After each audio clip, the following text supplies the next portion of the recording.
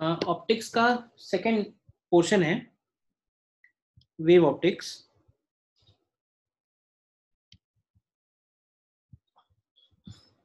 ठीक है, अब देखो ज्योमेट्रिकल ऑप्टिक्स और वेव ऑप्टिक्स में बहुत डिफरेंस है। ज्योमेट्रिकल ऑप्टिक्स में इस बात का फर्क नहीं पड़ा ज्यादा कि लाइट को हम पार्टिकल की तरह बिहेव करा रहे हैं या फिर हम उसको वेव की तरह बिहेव करा रहे हैं, ठीक है ना। लेकिन वेव ऑप्टिक्स के केस में लाइट के अंदर हमें लाइट के वेव प्रॉपर्टीज की को ही स्टडी करना है। वेव के हिसाब से अगर बोला जाए तो लाइट में इंटरफेरेंस हो गया, डिफ्रैक्शन हो गया, पोलराइजेशन हो गया, तो ये ऐसे फिनोमेना है जो सिर्फ वेव्स ही शो करती हैं। और लाइट शो कर रही है, इसका मतलब है कि लाइट के अंदर भी वेव कैरेक्टर है, ठीक है ना। तो बेसिकली ये जो चैप्टर है वो लाइट के वेव कैरेक्टर के ऊपर कंप्लीटली बेस्ड है, ठीक है। अब वेव कैरेक्टर क्या है? तो वेव कैरेक्टर के लिए जो देखो थोड़ा बहुत हमने जो वेव्स में पढ़ा हुआ है उसको थोड़ा सा बताता हूं मैं। जैसे कि सबसे पहले हमें इसमें हेडिंग डालनी है called concept of wave front. Concept of wave front. Wave front हम किसको बोलते हैं? तो देखो वेव फ्रंट का थोड़ा सा आइडिया जो है वो आया होगा उसमें जब हम लोगों ने डॉपलर्स इफेक्ट के बारे में बात की होगी। क्यों भाई, मालूम है क्या होता है वेव फ्रंट? एक रिंग्स बनती हैं जिनमें सबकी वेवलेंथ को सेम होती है। क्या है, जैसे मान लो कि पॉइंट सोर्स है लाइट का, ठीक है। अब लाइट का अगर पॉइंट सोर्स है, ठीक है, तो उस पॉइंट सोर्स से लाइट कहाँ एमिट होगी? तो उस पॉइंट सोर्स से जो लाइट है वो चारों तरफ एमिट होगी, स्फेरिकली आउटवर्ड, रेडियली आउटवर्ड, सारे डायरेक्शंस में। तो अब क्या होगा कि सारे डायरेक्शन में लाइट जब एमिट होगी, तो अब ऐसे समझो कि अगर हम साइनोसॉइडल का केस लेके चलते हैं तो कोई भी वेव जब स्टार्ट हुई मान लो जीरो फेज से, तो हम लोग देखेंगे कि लैम्डा डिस्टेंस के बाद फिर से उसका फेज जीरो होगा, लैम्डा डिस्टेंस के बाद फिर से वेव फेज जीरो होगा, क्योंकि जो फेज है वो लैम्डा के साथ चेंज होता जाएगा। ये बात तो क्लियर है ना। तो अगर हम ऐसे पार्टिकल्स, ऐसे पॉइंट्स को स्पेसिफाई करें जहां पे फेज की वैल्यू सेम हो, तो सेम फेज वाले पॉइंट्स का जो पाथ बनेगा, जो लोकस बनेगा, उसको हम लोग बोलते हैं वेव फ्रंट। ये एक तरह का समझ लो कि इनविजिबल सरफेस है। इनविजिबल सरफेस है, हम लोगों ने अपने कन्वीनियंस के लिए इसको डिफाइन किया हुआ है। ये एक ऐसा सरफेस बनेगा जिसके ऊपर सारे के सारे पॉइंट्स सेम फेज में होंगे। तो अगर पॉइंट सोर्स का केस हुआ, ठीक है ना, तो वेव फ्रंट कैसा बनेगा? मेरे पास डायग्राम है, मैं देख उससे देख बताता हूँ। ये जैसे केस है, तो जैसे इसमें एक, ध्यान से देखो, तो एक कैंडल है, तो उस कैंडल से जो लाइट एमिट हो रही है ये वेव बना हुआ है, देख रहे हो ध्यान से। अब इस वेव में क्या है कि तुम ध्यान से देखो तो कहीं पॉजिटिव एक्सट्रीम है, कहीं नेगेटिव एक्सट्रीम है, कहीं मीन पोजीशन है, हर तरह के पार्टिकल अवेलेबल हैं। तो मैंने एक ऐसा स्फीयर बनाया हुआ है जो सारे वेव्स के मीन पोजीशन वाले पार्टिकल्स को ऐड कर रहा है, ध्यान से देखो, सबको ज्वाइन करते हुए। तो इस तरह के सरफेस को हम लोग क्या नाम दे रहे हैं? This is called wave front, ठीक है ना। ये एक तरह का इमेजिनरी सरफेस बनेगा by joining those points which are oscillating in same phase। और अगर हम सेम फेज के वेवफ्रंट्स के बीच में डिस्टेंस भी मेजर करना चाहें तो हम ऐसे बोल सकते हैं कि भाई दो कॉन्जिक्यूटिव वेवफ्रंट, ध्यान से देखो, तो इनके बीच में डिस्टेंस क्या लैम्डा के बराबर आएगा ना। साउंड वेव में हमने इन्हीं को कंप्रेशन बोला था। कंप्रेशन कंप्रेशन कंप्रेशन, दो कंप्रेशन के बीच में एक रेयर फैक्शन आएगा। साउंड वेव में कंप्रेशन रेयर फैक्शन नाम देते हैं, यहाँ पे हम लोग वेवफ्रंट ज्यादा नाम देंगे, ठीक है ना। बताओ पहले, क्लियर है इतनी बात? तो इसमें लिख सकते हो साइड में कि it is an imaginary surface, it is an imaginary surface at which all points are oscillating in all points are oscillating in same phase, ठीक है। और ये भी लिख सकते हैं कि wave fronts also propagate away from the source with speed of light in that medium, मतलब उस मीडियम में जो स्पीड ऑफ लाइट होगी, तो ये वेवफ्रंट्स की भी जो स्पीड है वो उसी स्पीड से आगे की तरफ बढ़ेंगे। ऐसे समझ लो कि t इक्वल टू 0 पे एक वेवफ्रंट निकला होगा, तो t टाइम में उसका रेडियस ct हो गया होगा, t और टाइम के बाद रेडियस 2ct हो गया, और t टाइम के बाद 3ct हो गया, तो उसका जो रेडियस है वो c के हिसाब से बढ़ रहा है। अब रेडियस की बात हम लोग तब कर रहे हैं जब ये स्फेरिकल वेवफ्रंट्स हैं, तो पॉइंट सोर्स के लिए जो वेवफ्रंट्स बनेंगे वो हमेशा स्फेरिकल होंगे, ठीक है ना। तो for point source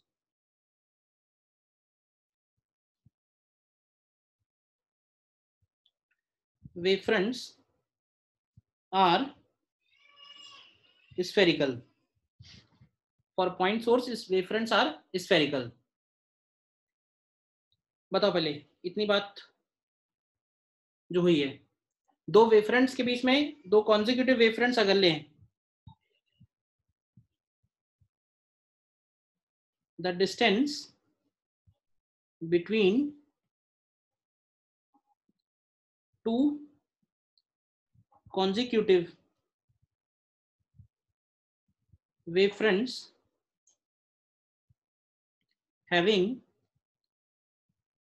same phase is equal to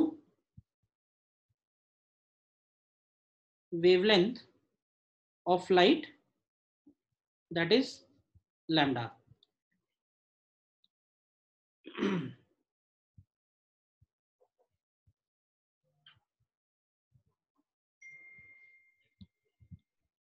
बताओ पहले, देखो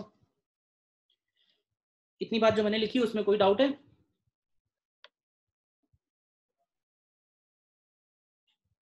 ठीक है ना। तो एक्चुअली क्या है कि अगर हम वेव्स ड्रॉ कर रहे हैं, तो देखो लाइट रेज अगर तुम ड्रॉ करते हो, तो अगर पैरेलल बीम ऑफ लाइट है, जैसे ये मैंने बना दी parallel beam of light, geometrical optics में हम लोग रेज से काम चलाते हैं, तो इस केस में जो वेवफ्रंट बनेंगे, इनके वेवफ्रंट ध्यान से देखो तो इन रेज के परपेंडिकुलर होंगे, तो ये कहलाएंगे दीज आर प्लेन वेवफ्रंट्स, ठीक है। अगर मान लो डाइवर्जिंग लाइट है इस तरह से,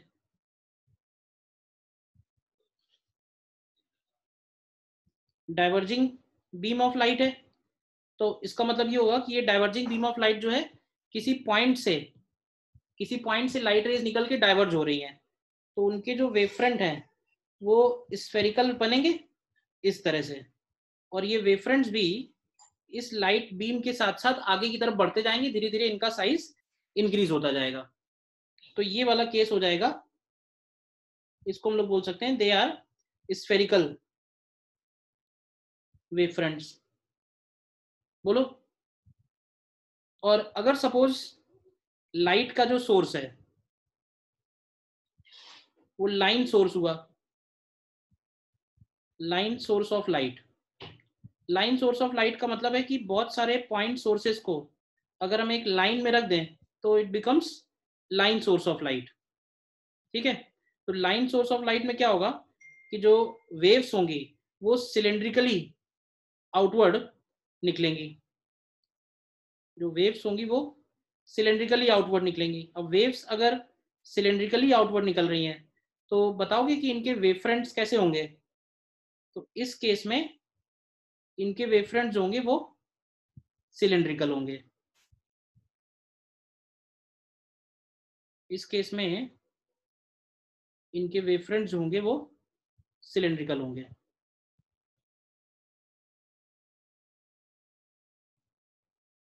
तरह से।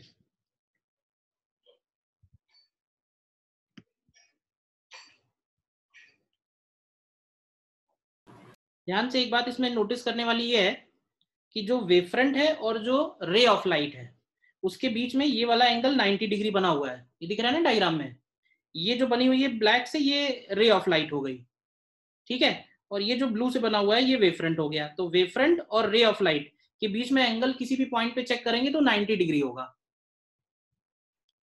बताओ, एक तरह का इमेजिनरी सरफेस है। वेव ऑप्टिक्स में हम लोग रे ऑफ लाइट नहीं बोलेंगे, वेव ऑप्टिक्स में हम लोग वेवफ्रंट्स बोलेंगे सभी जगह। दोनों को हम कोरिलेट कर सकते हैं, उसमें कोई कंफ्यूजन नहीं होना चाहिए। बताओ, इतना जो लिखा है इसमें कहीं डाउट है तो?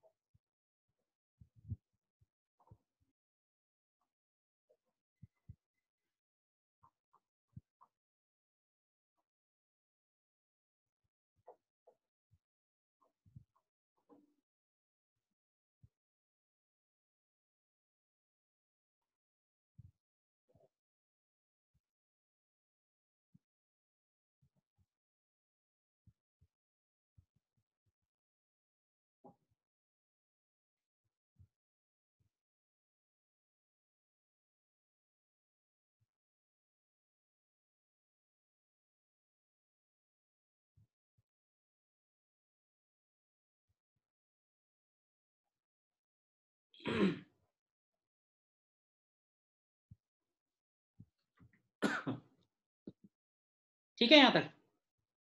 अब इसमें वेव ऑप्टिक्स में नेक्स्ट जो पॉइंट है हमको देखना है, पहला पॉइंट है इसमें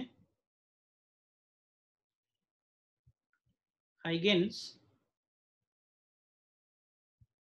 प्रिंसिपल। हाइगेन्स प्रिंसिपल, हाइगेन्स ने क्या बताया? हाइगेन्स ने ये बोला कि अगर हमको वेवफ्रंट की पोजीशन मालूम है, कोई एक वेवफ्रंट की पोजीशन मालूम है किसी पर्टिकुलर टाइम टी पे, तो कुछ देर के बाद जो नया वेवफ्रंट होगा उसकी पोजीशन क्या होगी और उसका शेप क्या होगा, ये हम हाइगेन्स प्रिंसिपल से निकाल सकते हैं। Basically Huygens principle is used to draw position and shape of new wavefront after a time delta T और after a time D T when we know previous position of wavefront. ठीक है, तो refraction हो, reflection हो, या कोई भी optical phenomena हो, using Huygens principle we can find what would be the new shape and position of wavefront. तो देखते हैं इसमें कैसे फाइंड करते हैं। पहले तो इसमें यही लिख देते हैं कि किस यूज में आएगा। नीचे लिख देंगे this principle is used to draw position and shape of a wavefront after a time delta t। ठीक है, after a time delta T. अब देखो हाइगेन्स ने क्या बोला, कैसे ड्रॉ करेंगे। अगर हमें पोजीशन पता है पहले, तो टी टाइम के बाद उसकी पोजीशन कैसे निकालेंगे, देखना ध्यान से।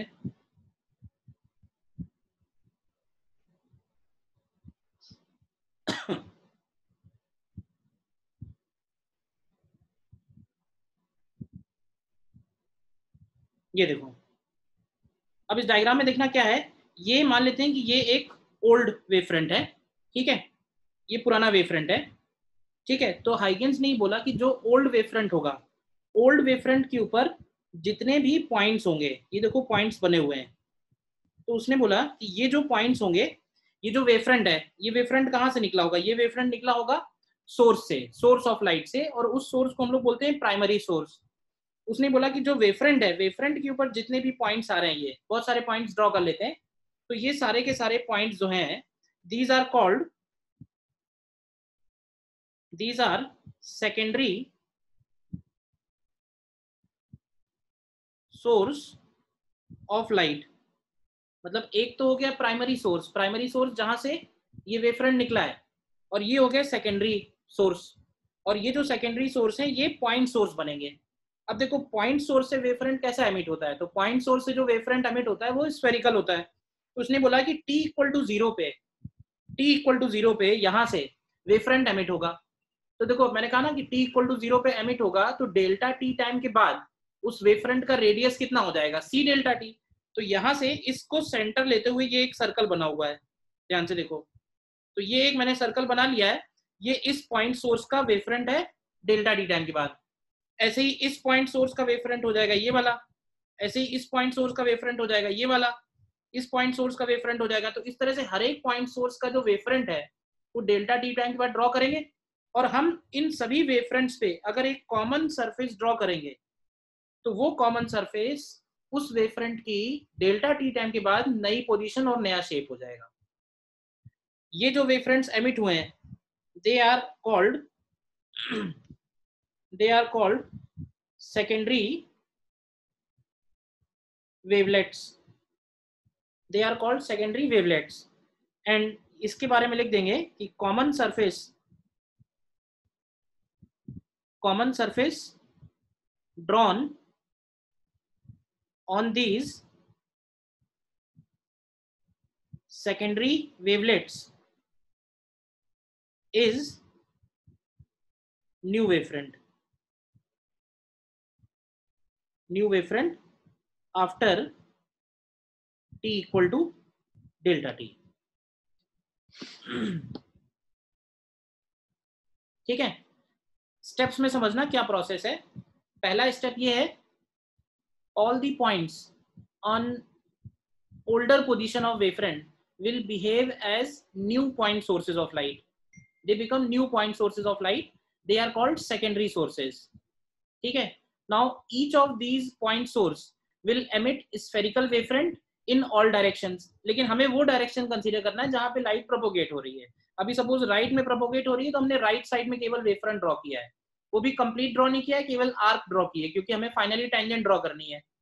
तो अगर t इक्वल टू 0 पे वेवफ्रंट एमिट हुआ है from all these point sources, तो डेल्टा t टाइम में उनका रेडियस कितना बन जाएगा, उनका रेडियस बन जाएगा c डेल्टा t। मतलब यहाँ पे जो ये रेडियस है ना, ये वाला radius, this radius is c delta t। तो ऐसे हर एक का रेडियस है c डेल्टा t। तो हर एक का सेकेंडरी वेवलेट ड्रॉ हो गया, and common surface on the secondary wavelets is new position of wavefront after a time delta t। This is Huygens principle. Sir wavelets क्या होते हैं? वेवलेट्स इन्हीं को बोल रहे हैं, ये जो सेकेंडरी वेवफ्रंट है, ये जो सेकेंडरी वेवफ्रंट हमने कर्व ड्रॉ किए हैं इन्हीं को सेकेंडरी वेवलेट्स बोल रहे हैं। They are emitted from secondary source of light. Okay sir. एक तरह से समझना, ये एक तरह का मेथड है geometric construction for wavefront. Huygens principle is basically method हो गया एक तरह से, कि अगर हमें वेवफ्रंट पहले पता है थोड़ी देर के बाद वेवफ्रंट कहाँ होगा, ये पता करने के लिए भी मेथड है एक तरह से। ठीक है, तो इसमें लिख लेते हैं क्या है। हाँ बोलो। मतलब जो कि वेव फ्रंट जो निकलता है, मतलब वो टाइम टू टाइम अपनी पोजीशन चेंज करते रहता है लगातार। भाई और क्या, वो तो भाई साइज उसका बढ़ता नहीं जाएगा। हाँ, अब तुम ये बोल सकते थे कि सर इस केस में तो मुझे ऐसे ही समझ में आ रहा था कि ये वेवफ्रंट दिया हुआ है, ठीक है, डेल्टा t टाइम बाद कहाँ होगा, तो इसको थोड़ा आगे बढ़ा दो, यहाँ पहुंच जाएगा। इसमें इतना खोखट करने की क्या जरूरत थी। तो अभी देखो ये तो एक सिंपल एग्जांपल लिया हुआ है जिसमें हमने सीधे सीधे वेवफ्रंट को आगे बढ़ा दिया है, और जो कॉम्प्लिकेटेड केसेस आएंगे उसमें भी प्रिंसिपल यही अप्लाई होगा, तो वहां तुम्हें इसका यूज ज्यादा अच्छे से समझ में आएगा। रिफ्रैक्शन जैसे करेंगे भी तो उसमें ज्यादा अच्छे से समझ में आएगा। इस एग्जांपल में तो ऐसे ही समझ में आ रहा है कि ये सीधा सीधा वेवफ्रंट है, डेल्टा t टाइम में कितना आगे जाएगा, c डेल्टा t आगे जाएगा, तो आगे बढ़ा दो। ये सब करने की क्या जरूरत है। बट वो मेथड जो है वो सेम रहेगा थ्रू आउट ऑल दी, जितने भी प्रॉपर्टीज आएंगे सभी में, रिफ्रैक्शन, रिफ्लेक्शन। ठीक है ना, तो इसके स्टेप्स नोट भी कर लेते हैं क्योंकि बोर्ड में आ सकता है। ठीक है, तो इसमें लिखेंगे all the points on a wavefront will behave as secondary source of light। ठीक है, नेक्स्ट पॉइंट में they will emit spherical wavefronts in all direction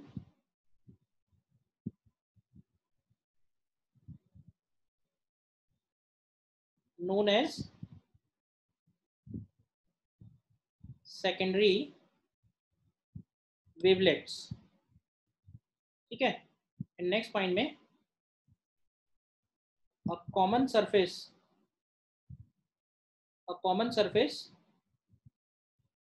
drawn on these secondary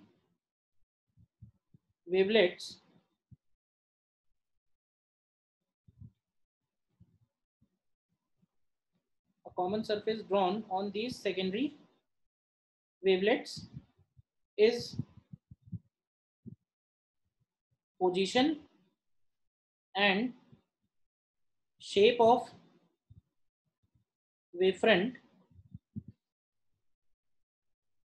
after a time delta t.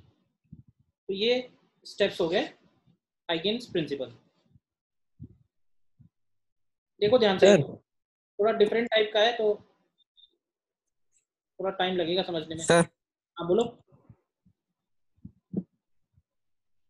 बोलो.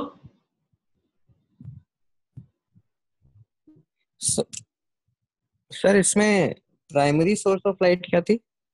Primary source रखा होगा कहीं पे. Sir इसमें primary source of light क्या थी? लाइट देखो है क्या ना, प्राइमरी सोर्स पॉइंट सोर्स है अगर जैसे, तो उस पॉइंट सोर्स से जब हम लॉन्ग डिस्टेंस पे जाएंगे तो वैसे बोल सकते हैं ना कि पैरेलल बीम ऑफ लाइट हो जाएगी. अगर हम सोर्स से बहुत दूर जाएं तो वेवफ्रंट ऑलमोस्ट कैसा ले सकते हैं हम लोग? प्लेन वेवफ्रंट ले सकते हैं.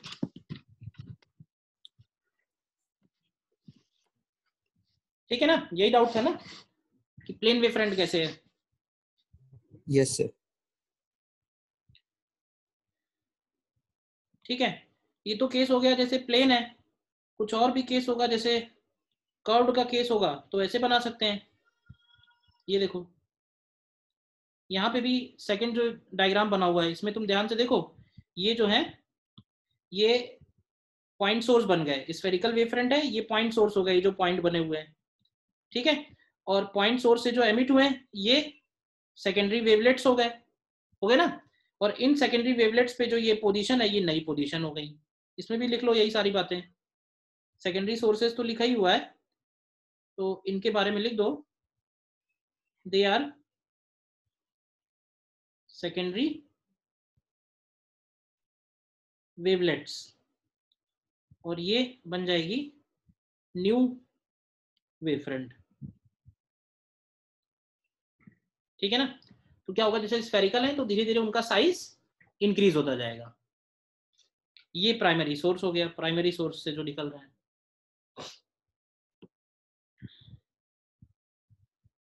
बताओ, थोड़ा बहुत आइडिया हुआ कैसे कर रहे हैं?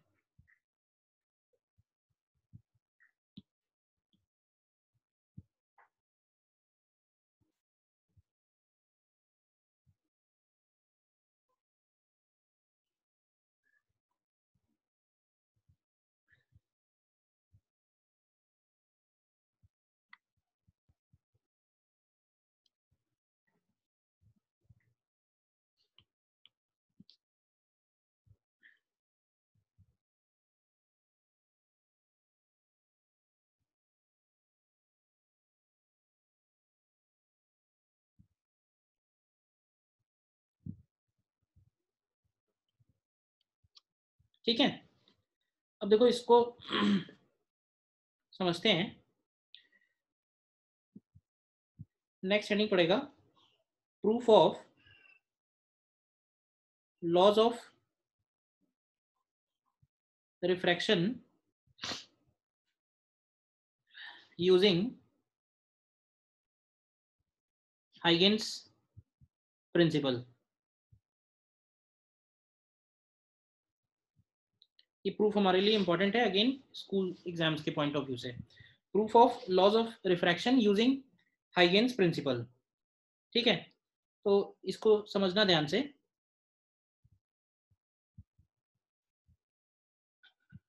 जैसे मान लेते हैं कि ये मीडियम बाउंड्री हो गई, ठीक है, ये मीडियम बाउंड्री हो गई, इधर का मीडियम μ1 है, इधर का मीडियम μ2 है, और लाइट रेज एज्यूम कर लेते हैं कि सपोज ये पैरेलल बीम ऑफ लाइट है जो इंसिडेंट हो रही है,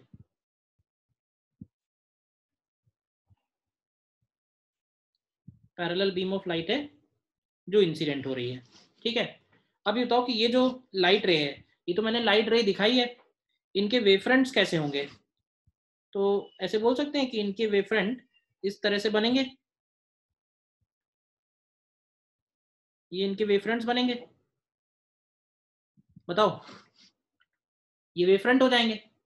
अब देखो, जब तक वो मीडियम सेम रहेगा तब तक तो वेवफ्रंट के बीच का सेपरेशन कांस्टेंट ही रहेगा, ठीक है ना, मतलब इक्वली स्पेस्ड होंगे ये सारे के सारे वेवफ्रंट जो है, लैम्डा लैम्डा डिस्टेंस पे सेपरेटेड होंगे। अब ऐसे समझते हैं कि हम एक ऐसे वेवफ्रंट को देखते हैं जो जस्ट बाउंड्री पे टच हुआ है, देखना, और ये पोजीशन ले लेते हैं, this position is t equal to 0 suppose. तो देखो पॉइंट A, पॉइंट B और पॉइंट C, ठीक है। तो वेवफ्रंट का जो पॉइंट A है और पॉइंट B है, हाइगेन्स थ्योरी ये बोलती है कि point A and B will behave as new secondary sources of light and they will emit secondary wavelets, clear? तो देखो होगा क्या, B जो secondary wavelet emit करेगा, तो B का secondary wavelet मीडियम 1 में ट्रेवल होगा, B का जो secondary wavelet होगा वो मीडियम 1 में ट्रेवल होगा, और लेट से मीडियम 1 में उसकी स्पीड है v1। तो B का जो सेकेंडरी वेवलेट है, जब तक वो C नहीं पहुंच जाता तब तक ये C point new secondary source नहीं बनेगा, ये भी क्लियर है, क्योंकि वेवफ्रंट जब आगे आएगा तब वो नए पॉइंट सोर्सेस की तरह बिहेव करेंगे। तो हम ऐसे एज्यूम कर लें कि B पॉइंट को C पॉइंट तक पहुंचने में अगर मान लो t टाइम लग रहा है, ठीक है, तो इतने टाइम में A से जो वेवफ्रंट एमिट हुआ होगा, A से जो वेवफ्रंट एमिट हुआ होगा उसका रेडियस कितना हो गया होगा, बता सकते हो? क्यों भाई? V1t। A से जो एमिट हुआ होगा ना वो V2t। A से जो एमिट हुआ होगा वो डिफरेंट होगा, ये जैसे मान लेते हैं, और इसमें इधर वाला पोर्शन डॉटेड कर देते हैं क्योंकि हमें तो वो वाली वेव चाहिए जो दूसरे मीडियम में जा रही है। ये वेवफ्रंट बनेगा और इस वेवफ्रंट का जो रेडियस होगा, इस वेवफ्रंट का जो रेडियस होगा, ये रेडियस v2t होगा, बताओ। और ये पोजीशन हो गई वेवफ्रंट की कौन से टाइम पे, t इक्वल टू t पे। और C से जो एमिट हुआ है उसका रेडियस क्या होगा, तो C से जो एमिट हुआ है उसका रेडियस 0 होगा, ध्यान से सोचो तो, क्योंकि वो जस्ट C अभी पहुंचा है, तो यहाँ पे सर्कल है 0 रेडियस का, C पॉइंट पे सर्कल है 0 रेडियस का, और A पॉइंट पे ये सर्कल है v2t रेडियस का। तो हम इस सर्कल और इस सर्कल पे कॉमन सरफेस ड्रॉ करते हैं, कॉमन टेंजेंट, तो वो कॉमन टेंजेंट देखो ये बनेगी, बताओ यहाँ तक। अब अगर ये कॉमन टेंजेंट हमको मिल गई, सर ये स्टेप एक बार रिपीट कर दीजिए। मैं लास्ट रिपीट करूंगा, पहले मुझे बोल तो लेने दिया करो, बीच में रोक देते हो, मैं बार बार रिपीट तो कर ही देता हूँ। अब मैं क्या बोल रहा था, मैं ये कह रहा था सोर्सेज जो हैं ये A पॉइंट सोर्स पहले बनेगा और C पॉइंट सोर्स बाद में बनेगा। C पॉइंट सोर्स तब बनेगा जब ये B वाला पॉइंट से जो वेवफ्रंट एमिट हुआ है वो C पे पहुंचेगा। अभी B वाला पॉइंट C पे पहुंचने में कितना टाइम ले रहा है वो हमने एज्यूम कर लिया, let's say that time is t, तो ये वाला डिस्टेंस हो जाएगा v1t। अब इतने ही टाइम में A से जो वेवफ्रंट एमिट हुआ है वो कितना रेडियस बना चुका होगा, अब इस मीडियम में तो अलग है ना स्पीड, v2 स्पीड है, तो यहाँ पे जो सर्कल बनेगा उसका रेडियस हो जाएगा v2t, स्फीयर बनेगा इनफैक्ट। तो ये स्फीयर हो गया t इक्वल टू t पे, और यहाँ का स्फीयर हो जाएगा 0 रेडियस का, इनके बीच में भी स्फीयर्स होंगे डिफरेंट रेडियस के, तो हम उन सब पे कॉमन सरफेस ड्रॉ करेंगे। तो ये कॉमन सरफेस जो है ये नया वेवफ्रंट हो गया t इक्वल टू t पे, ये वेवफ्रंट था t इक्वल टू 0 पे, तो अब अगर हमें t इक्वल टू टी पे वेवफ्रंट मिल गया है तो लाइट रे कैसे ड्रॉ करेंगे? तो लाइट रे वेवफ्रंट के परपेंडिकुलर होगी। तो तुम देखो ध्यान से, लाइट रे अगर ड्रॉ करेंगे तो लाइट रे ये आ जाएगी, ये लाइट रे आ जाएगी। तो तुम देखो अपने आप तुम्हें समझ में आएगा कि अगर v2 छोटा है तो लाइट रे किधर की तरफ बेंड हो रही है? टुवर्ड्स नॉर्मल बेंड हो रही है। ये वाला एंगल 90 होगा ना, बोलो। अब इसमें तुम अपना अगर प्रूफ करना है तो थोड़ा कैलकुलेशन कर लेते हैं। कैलकुलेशन ऐसे, जैसे ये नॉर्मल बना लिया मैंने, ये नॉर्मल ड्रॉ किया है, ठीक है। नॉर्मल के साथ एंगल ऑफ इंसिडेंस, ये वाला एंगल आई है। अब देखो अगर ये वाला एंगल आई है तो ये वाला एंगल भी आई होगा। इसी तरह से अगर हम यहां पे नॉर्मल ड्रॉ करते हैं सी पॉइंट पे और इस एंगल को आर बोल रहे हैं तो ये वाला एंगल भी आर होगा। बताओ पहले, इतना क्लियर है ज्योमेट्री से? ठीक है।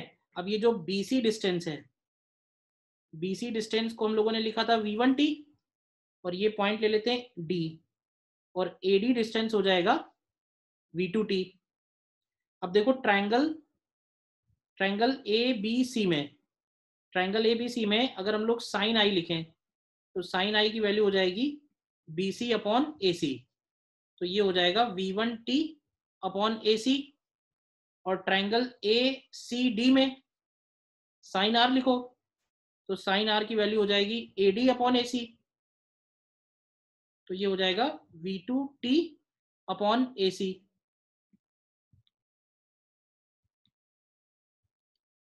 और दोनों को डिवाइड कर दो, देखो क्या मिलेगा। तो sine i upon sine r तुमको मिल जाएगा v1 अपॉन v2, और v1 अपॉन v2 को हम लोग लिख सकते हैं μ2 अपॉन μ1। तो यही तो है ना Snell's law, laws of refraction. देखो ध्यान से,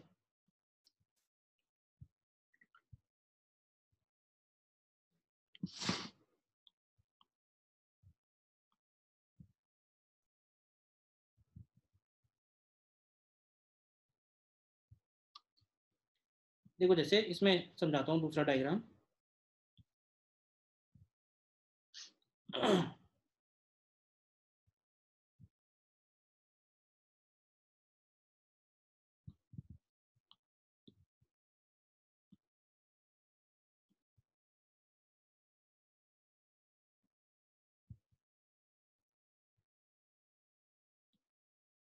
ये देखो इस डायग्राम में ये वेवफ्रंट थे, ये सारे के सारे वेवफ्रंट है, ये लाइट है। अब देखो ये वेवफ्रंट है, इसका मतलब है कि ये वाला जो वेवफ्रंट है ये पॉइंट पहले पहुंच जाएगा बाउंड्री पे, और ये पॉइंट जो है इसको पहुंचने में यहाँ टाइम लगेगा। इसी तरह से इसके बाद ये पॉइंट पहुंचेगा, ये पॉइंट पहुंचेगा, ये पॉइंट पहुंचेगा, तो ये ग्रेजुअली पहुंच रहे हैं। तो इन सभी से वेवफ्रंट एमिट हो रहे हैं अलग अलग टाइम पे। तो यहाँ पे जस्ट वेवफ्रंट एमिट हुआ है यानी 0 रेडियस का। तो इन सभी वेवफ्रंट्स पे जो कॉमन सरफेस होगी वो इस वेवफ्रंट की नई पोजीशन हो जाएगी। बताओ, देखो थोड़ा विजुलाइज करो, फिर बताओ क्या डाउट है।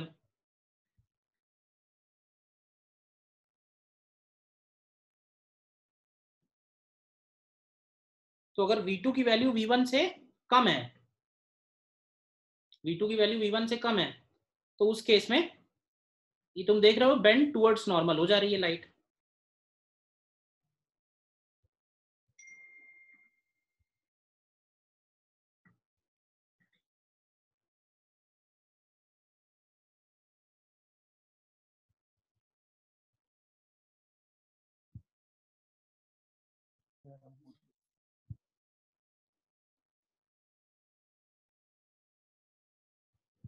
बोलो क्लियर है, कोई डाउट नहीं अब?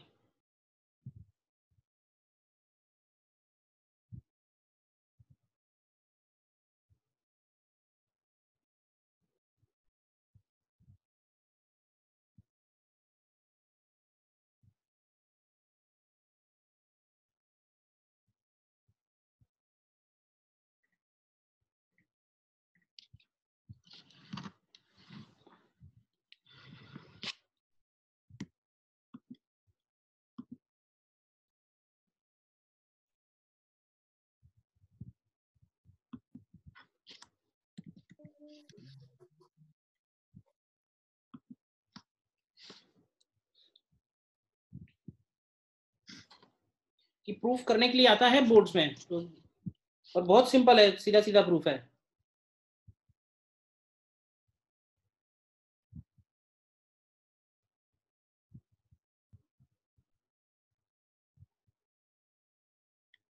ठीक है, बताओ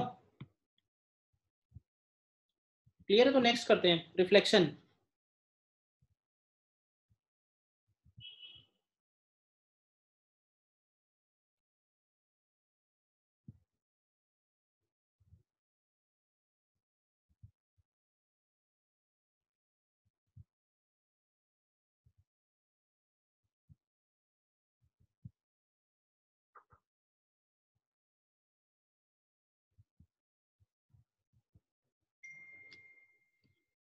ठीक है, नेक्स्ट देखो फिर।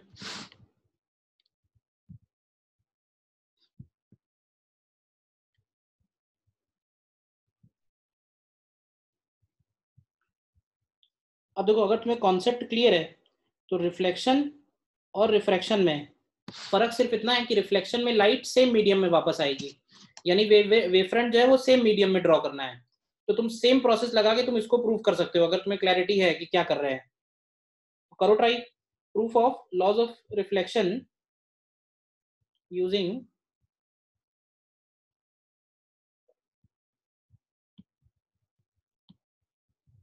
हाइगेन्स प्रिंसिपल।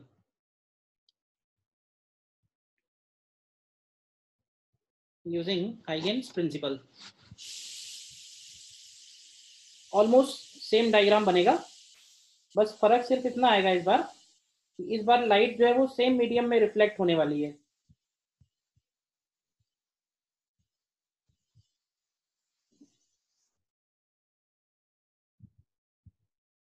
एक लाइट रे मैंने ये ले ली और एक लाइट रे ये ले लेता हूँ। ठीक है,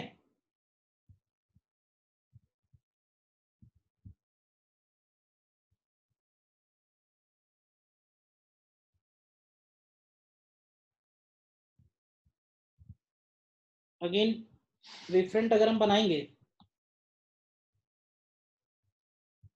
तो लेट्स से ये वेवफ्रंट बना, देखो ध्यान से।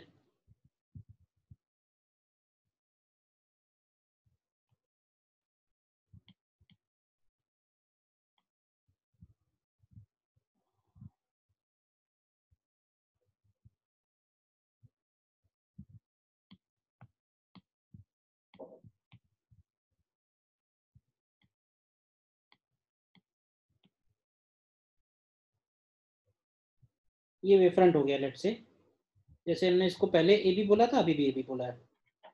ठीक है, अब देखो ध्यान से, बी को सी में पहुंचने में, अब ये तो मीडियम सेम ही रहेगा, तो जितनी देर में ये बी पॉइंट सी पहुंचेगा उतनी देर में ए से निकलने वाला जो वेवफ्रंट है उसका साइज क्या हो जाएगा, बताओ। जितनी देर में बी सी पे पहुंचेगा उतनी देर में ए से निकलने वाला जो वेवफ्रंट है उसका साइज क्या हो जाएगा। मैं कहूंगा कि उसका साइज जो है एग्जैक्टली ऐसा होगा। देखो मैंने सेम साइज का सर्कल लिया है, तो वही सर्कल यहाँ बना देते हैं। देखो ये बनेगा, और इसमें इधर वाला पोर्शन हम डॉटेड कर देते हैं क्योंकि हमें वो वेवफ्रंट चाहिए जो सेम मीडियम में रिफ्लेक्ट होके वापस आ रहा है। अब ये जो मैंने लिया है ना, इसका रेडियस जो है वो BT के ही इक्वल है, और ये डिस्टेंस भी जो था BC डिस्टेंस, ये BC डिस्टेंस भी VT के ही इक्वल था। तो अब हमें कॉमन सरफेस ड्रॉ करनी है, C पे 0 रेडियस का है और इस पे, तो देखो दोनों पे कॉमन सरफेस ड्रॉ करते हैं, वो कुछ इस तरह से आएगा। डायग्राम थोड़ा क्लोज बन गया है इसलिए।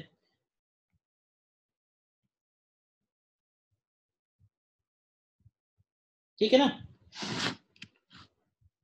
तो यहां से जब ये लाइट रे रिफ्लेक्ट होगी तो वो इस तरह से रिफ्लेक्ट होगी।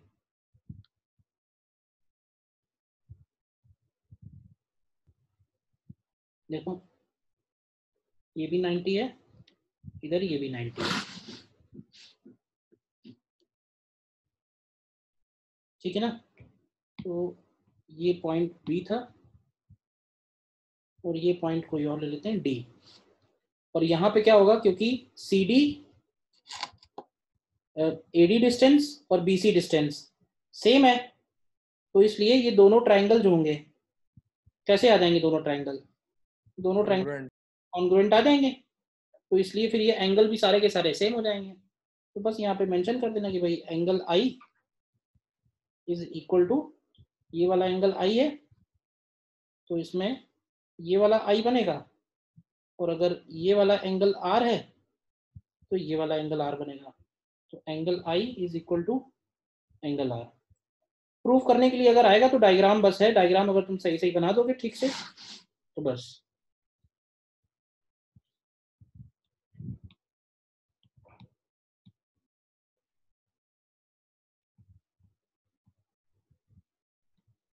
एक डायग्राम है मेरे पास, ये है जैसे,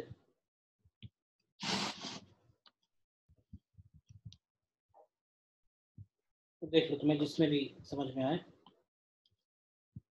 ठीक है ना। ये लाइट रे पहले इंसिडेंट हुई, ये वाली, ये लाइट रे और ये लाइट रे, ये बना वेवफ्रंट, ठीक है। अब जितनी देर में बी सी पहुंचेगा, जितनी देर में ये बी सी पहुंचेगा उतनी देर में ए से ये वेवफ्रंट यहाँ आ जाएगा। तो हमने सी पे और इस पे एक कॉमन सरफेस ड्रॉ की, तो ये वेवफ्रंट की नई पोजीशन हो गई, और वेवफ्रंट के परपेंडिकुलर लाइन ड्रॉ की तो वो वेव हो गई, ठीक है ना। वेवफ्रंट को हम रेड से शो कर देते हैं, चलो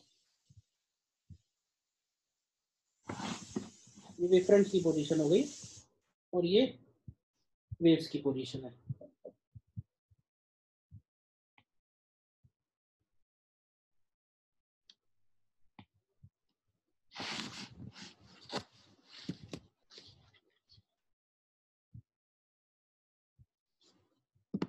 ठीक है, बताओ laws of reflection and refraction दोनों का proof using Huygens principal.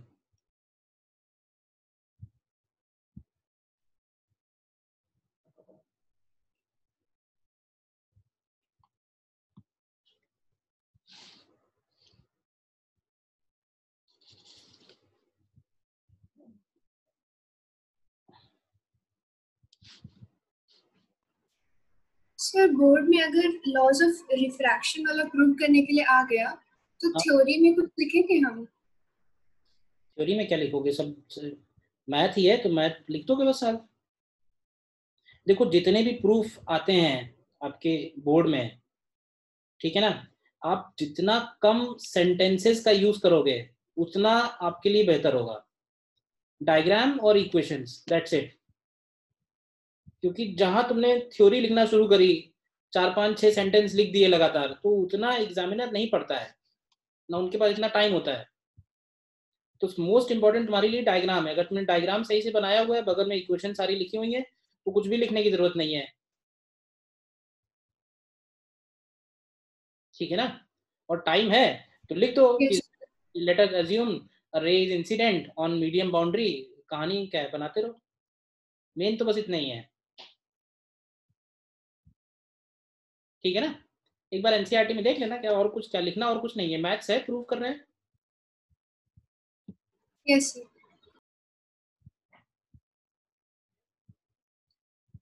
In fact जो भी लिखना चाहते हो वो सारा का सारा डायग्राम में ही उसको लिख दो।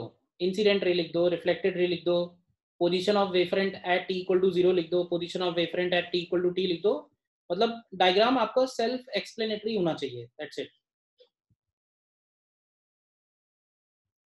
ठीक है। देखो इसमें 1 2 क्वेश्चन दे रहे हैं।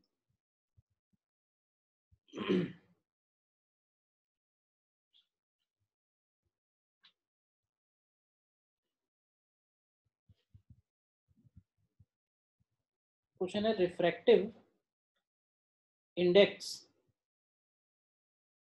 increases with respect to height from ground, ठीक है, and plane wavefronts are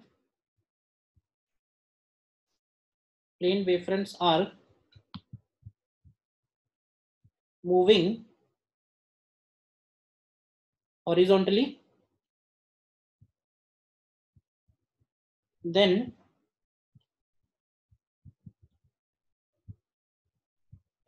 A option में they will move without any bending. B part में they will bend upwards, and C option में they will bend downwards.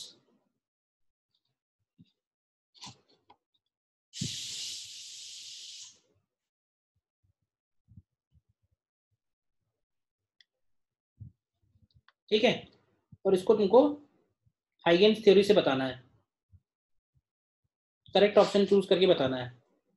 Question समझ गए ना? Question में क्या है? क्वेश्चन में ये है कि ग्राउंड है, ठीक है, ग्राउंड से जैसे जैसे हम ऊपर की तरफ जाएंगे तो रिफ्रैक्टिव इंडेक्स की वैल्यू बढ़ रही है, और प्लेन वेव फ्रंट्स है, plane wave fronts travelling horizontally. तो सपोज ये प्लेन वेव फ्रंट्स इस मीडियम में एंटर होते हैं, तो क्या होगा? इसके बाद बेंड होंगे अपवर्ड, डाउनवर्ड, या कोई भी बेंडिंग नहीं होगी।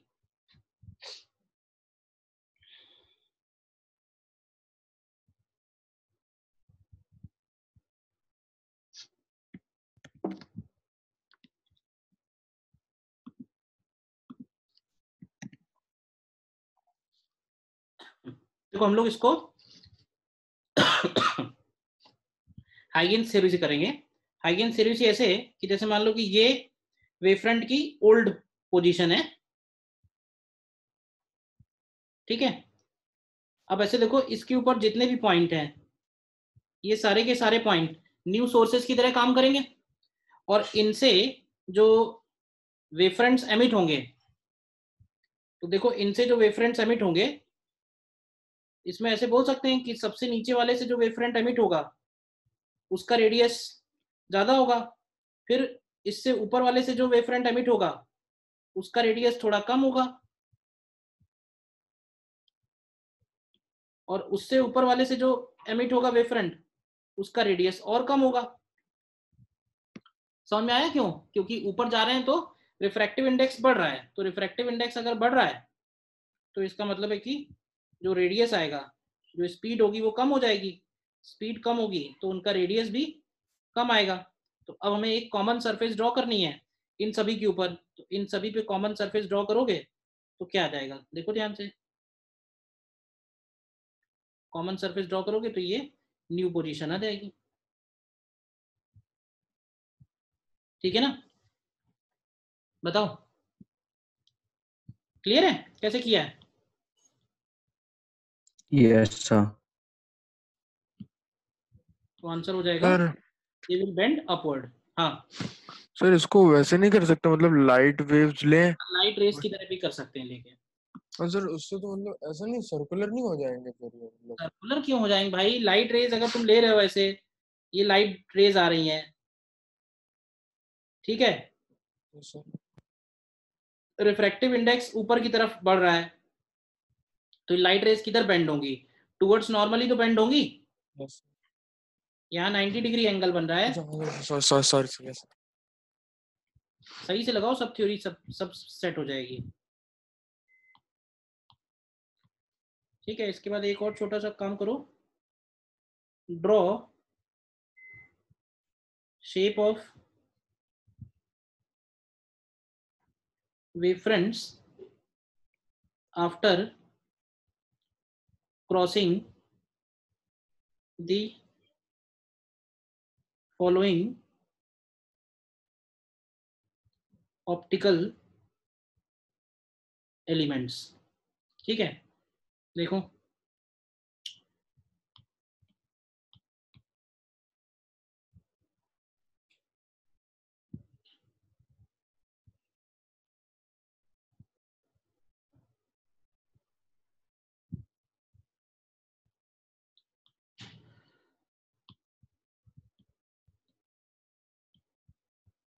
सपोज अगर ये सारे के सारे वेवफ्रंट कॉन्वेक्स लेंस को क्रॉस कर रहे हैं, क्या होगा? अगर यही वेवफ्रंट्स कॉनकेव लेंस को क्रॉस कर रहे हैं तो क्या होगा?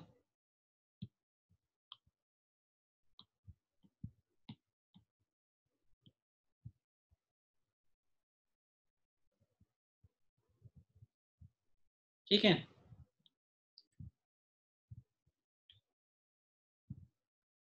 अगर एक प्रिज्म है, प्रिज्म को क्रॉस कर रहे हैं तो क्या होगा?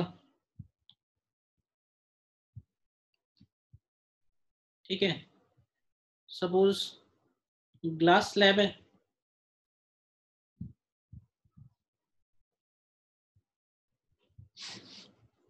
ठीक है, और ग्लास स्लैब को अगर क्रॉस करते हैं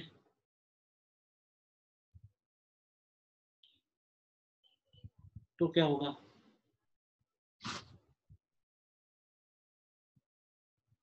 ठीक है ना, बताओ क्या बनेंगे? तो अप्रोक्सीमेटली बताना है कि क्या हो जाएगा। तो तुम इनको सॉल्व करने के लिए तुम रेज की तरह भी विजुलाइज कर सकते हो, क्योंकि तुमने रेज पढ़ रखे हैं ना ऑलरेडी, तो उनसे भी बता सकते हो, सेम मेथड।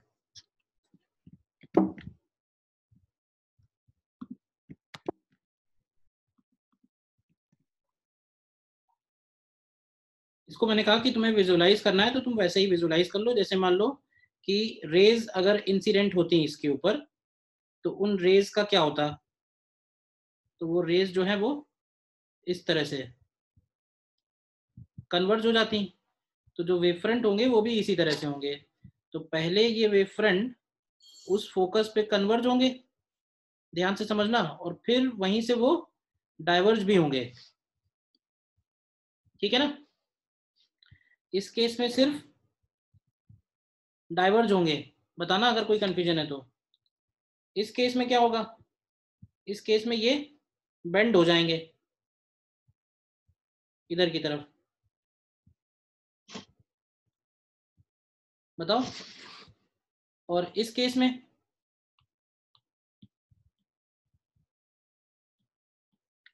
सेम ही डायरेक्शन में निकल जाएंगे।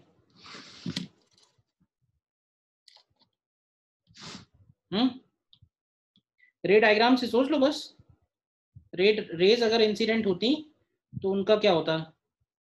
तो जैसे रेज होंगी उन्हीं के परपेंडिकुलर वेव फ्रंट हो जाएंगे। यहाँ पे जो रेज होती तो वो पहले इधर बेंड होती तो फिर इधर बेंड हो जाती, तो वैसे ही यहाँ भी रहेगा। ठीक है ना, इसके लिए जो रेज बनेंगी वो डाइवर्ज हो रही हैं।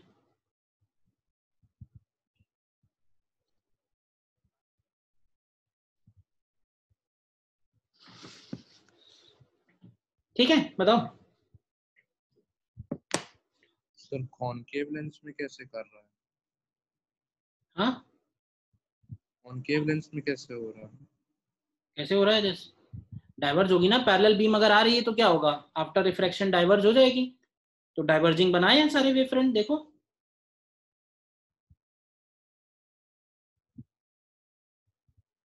सेम ही तो है, क्या कंफ्यूजन है?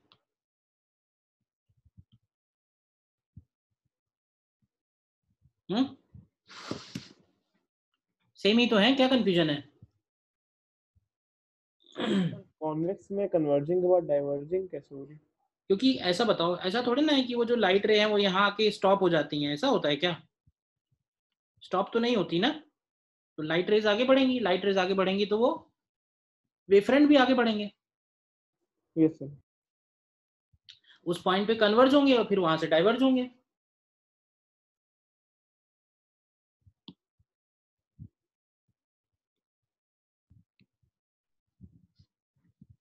ठीक है, एग्जाम्पल सारे।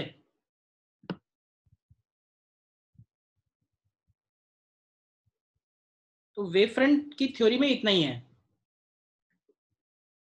तो इसमें आज लेक्चर में इतना ही रखते हैं। इसमें तुम ये हाइगेन्स प्रिंसिपल और हाइगेन्स प्रिंसिपल की हेल्प से रिफ्रैक्शन और रिफ्लेक्शन का प्रूफ, इसका जरूर एक बार प्रैक्टिस कर लेना खुद से, ठीक है ना। बाकी फिर इंटरफेरेंस जो है वो फिर नेक्स्ट लेक्चर में स्टार्ट करेंगे। मोस्टली प्रॉब्लम हमको इंटरफेरेंस के ही करने हैं चैप्टर में, हाइगेन्स वाला पार्ट बहुत थोड़ा सा ही है, ठीक है।